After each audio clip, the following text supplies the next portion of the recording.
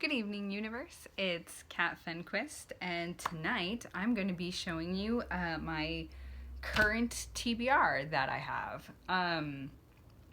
So these are just the books that I actually physically own. Any of other books that I'm super excited about reading, obviously, or that are going to be coming out sometime soon, and I want to read those too. But I'm not going to include them because this is just the stuff that I have.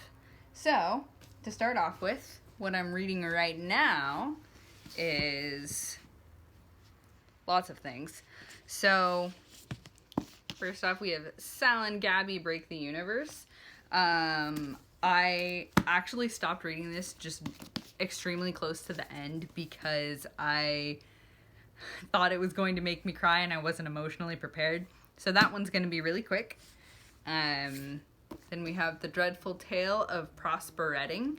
Again, I'm pretty close to the end in this one too, but I felt like reading young adult. This one is middle grade, and so is Sal and Gabby. These guys are both middle grade.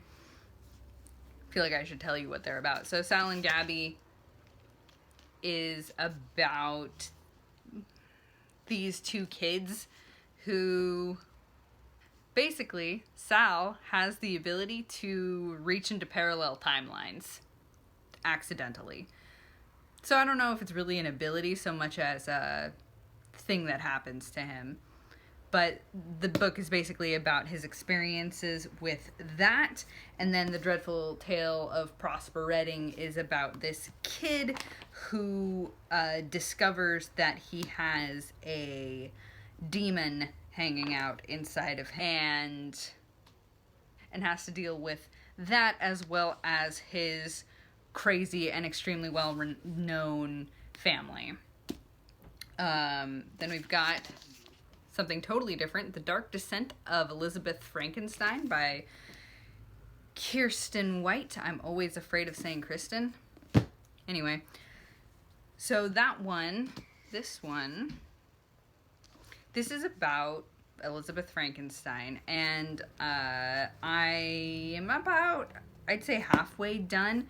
I'm reading this one at work. It's my, I like having separate books for reading at home and reading at work because of my brain. So, The Dark Descent of Elizabeth Frankenstein follows Elizabeth, who starts off as Elizabeth Lavenza, I think.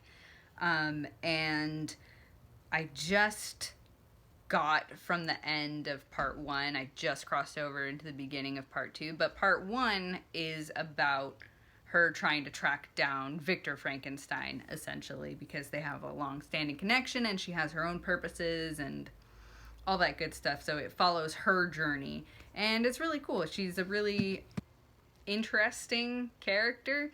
Do not come into it if you are looking for a feel-good novel. It is definitely on the darker, creepier, gorier side, as you may suspect from the title and subject matter. Alright, so I'm also reading, this is my book that I'm reading at home. I've got Kingdom of Souls by Raina Barron. I'm loving this one. I'd say I'm about a third, no, even less. Maybe a fifth of the way through, a little bit more than 100 pages in. I love it so far. I love the world building. The characters are great. I just hit the major twist so far, and I'm so excited to continue reading to see how that continues to play out. Yeah, so those are the books I'm reading right now. Hopefully they will be off my TBR quickly, so that I can get over to this incredible stack of stuff. So this is my TBR. How can I show this to you guys? I'm gonna make somebody nauseous with this. Now I can't get my camera back. Eh? We good? We cool? Not really. Great. So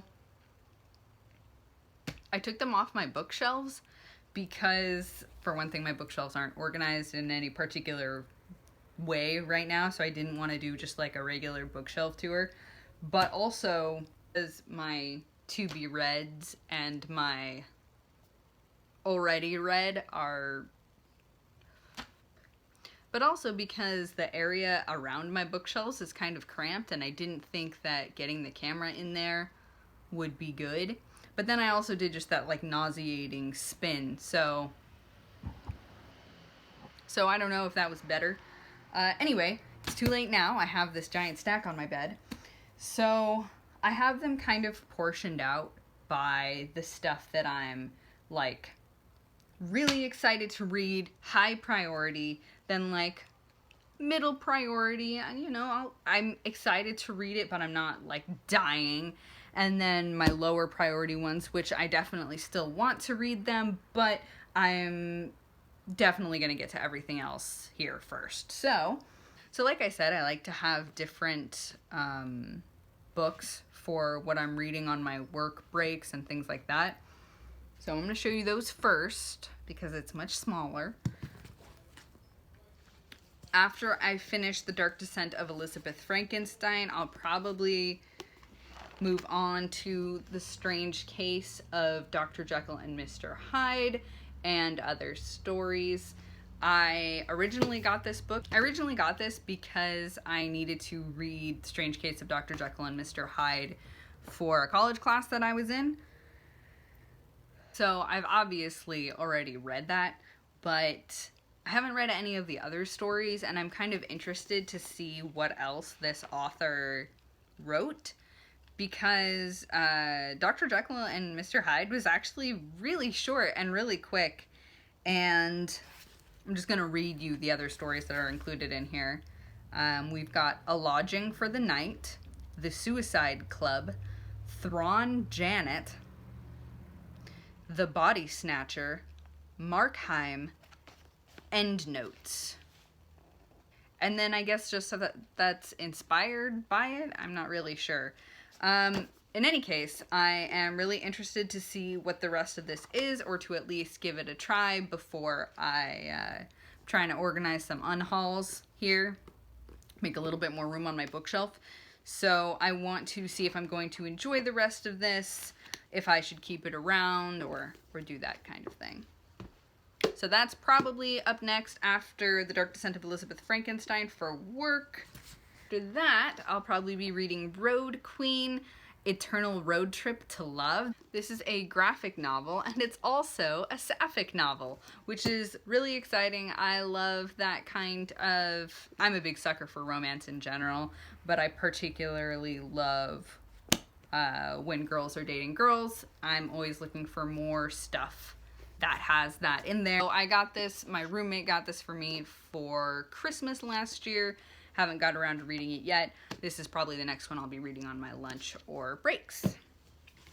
Then after that, I have Bloodhound and Mastiff by Tamara Pierce. I got these for Christmas also because people know that I like books.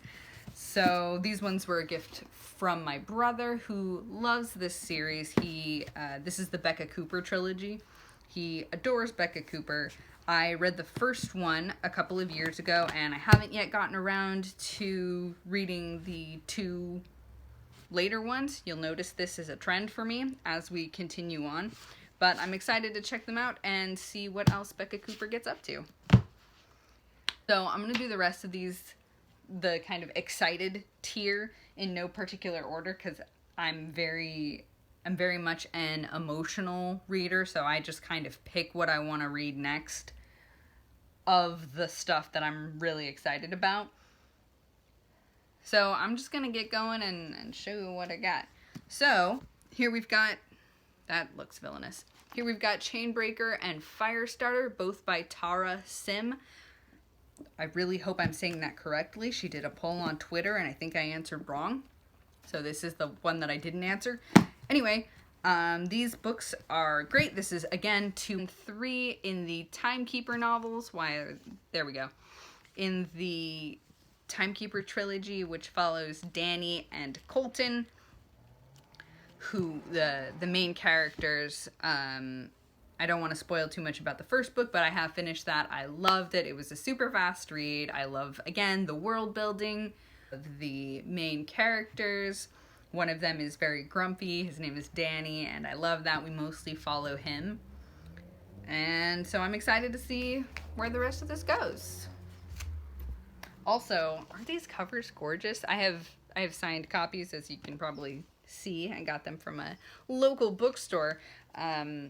But I haven't removed the stickers yet because I want to make sure I do that in a way that doesn't leave the gross adhesive behind.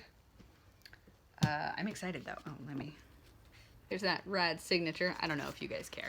Anyway, I try to mix up my light reads and my heavy reads. So I don't think Chainbreaker or Firestarter are going to be particularly heavy or draining. But I also have, for the rest of my stack, I've got Magnus Chase, books 2 and 3.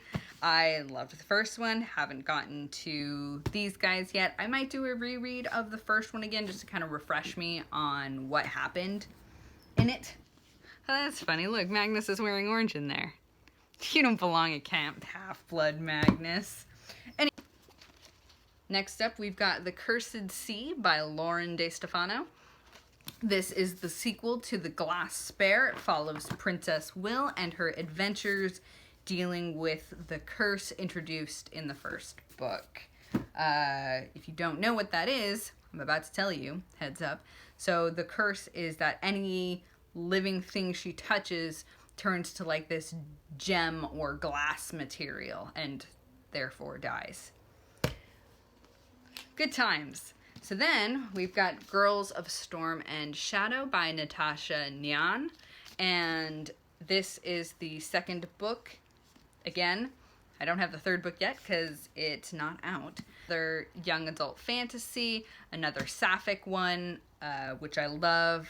In the first book, I really loved how it was all in one place. It was about a very specific setting, and I really liked how the author brought the setting to life.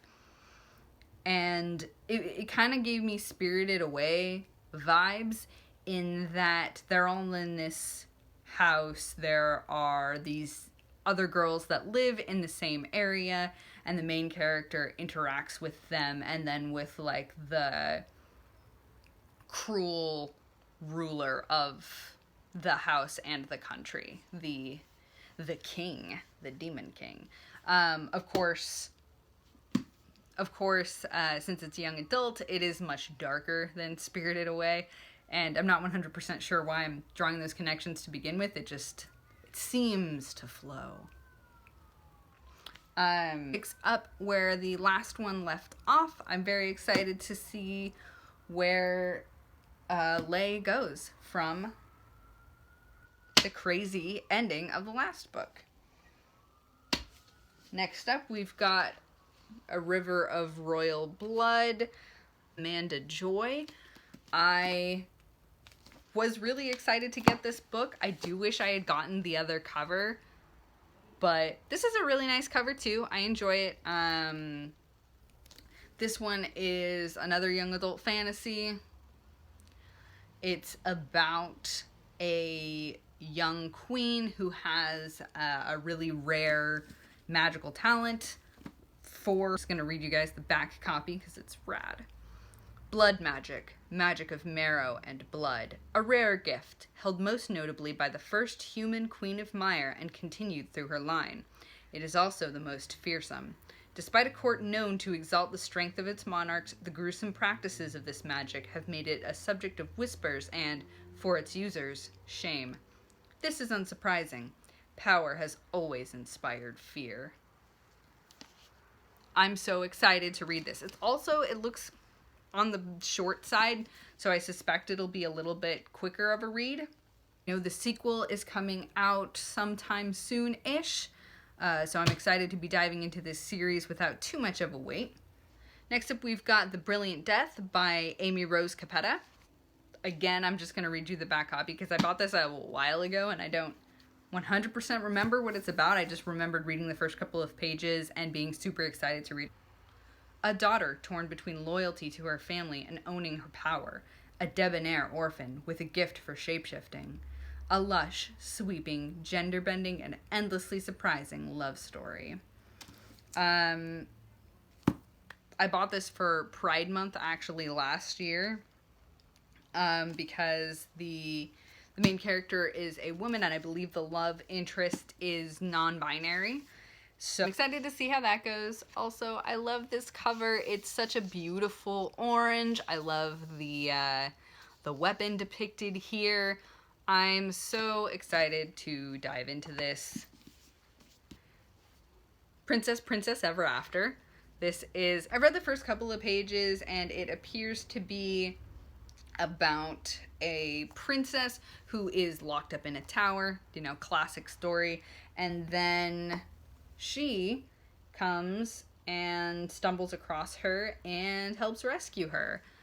And so it's just this very cute story about two girls and friendship and possibly love. That's the vibe that I'm getting.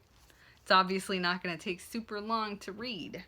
So I'm excited for that. It's a good, like, palate cleanser, I guess, from books that are really intense. So I'm kind of saving it for that. The Bells by Danielle Clayton. Adult fantasy here, and it is about this young lady, Camellia Beauregard, who is a belle, which is with a magic that I guess lets them make other people beautiful, and then some of them get chosen by the courts or the queen, and they become royal servants and use their abilities to make the royals just gorgeous. Again, another super beautiful cover. I believe the Everlasting Rose is... I don't think that's right. Ignore that. I'm gonna delete that. Now let's mix it up. This time I have an adult fantasy book. City of Brass by S.A. Chakraborty. I didn't actually know this was an adult fantasy when I went to buy it. A shout out by Saba Tahir here. The best adult fantasy I've read since The Name of the Wind. It's stunning and complex and consuming and fantastic. Very excited. There are djinn, there are thieves, there is romance. I'm excited. This is a nice chonker of a book. Looking forward to that. Again, that cover is so nice. All right. We're getting there. Not really. All right. Arusha and the End of Time by Roshani Chakshi.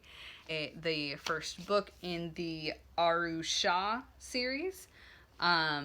It is part of the Rick Riordan Presents. It's from that particular imprint. And if you don't know what that is, basically where he elevates marginalized voices in order to increase diversity in literature.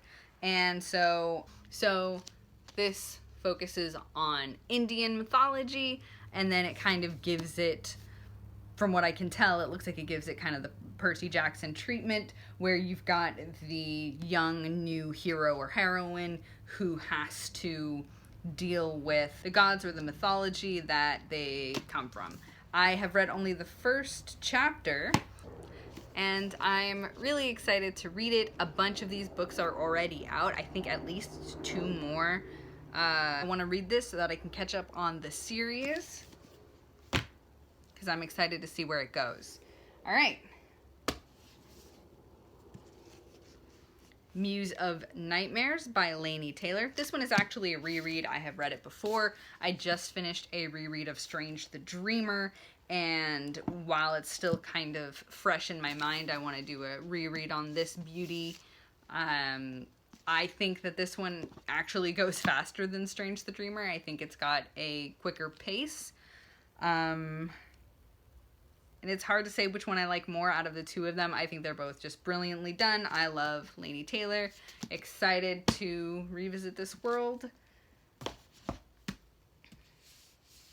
All right. Then we've got 2 books. Once again, we've got The Wicked King and The Queen of Nothing, both by Holly Black. I have already read The Cruel Prince. I loved it. I flew through it. I'm really excited to get into these guys. Wicked King I bought myself. This one was a Christmas gift. Then the last 2 in my high priority reads, you've got The Speaker and the Storyteller, which are books 2 and 3 in The Sea of Ink and Gold, or the Reader trilogy. Both of these are by Tracy Chee, and I loved The Reader so much. It was one of those ones that really pulled me out of a reading slump, just rekindled that fire. So I'm really excited to get into these. I love Chee's writing style. It's amazing. Also, once again, look at these covers. They're so like beautiful, and the contrast is so nice, and I'm just very excited. I might actually read those next after I finish, the ones that I'm currently reading. It might be time for The Speaker and the Storyteller. Good evening, universe. This is Editing Cat. I'm just popping in here to let you guys know that when I filmed the TBR video, it ended up being way longer than I expected. It was like an hour without editing. So I decided to split it into 2 parts. You just finished part 1, so I'll have part 2 up in just a couple of days. Thank you so much for watching. I hope you guys enjoyed seeing all the books that I've hoarded over time. And yeah, I hope you guys will watch the next one. Thank you. Have a good night, universe.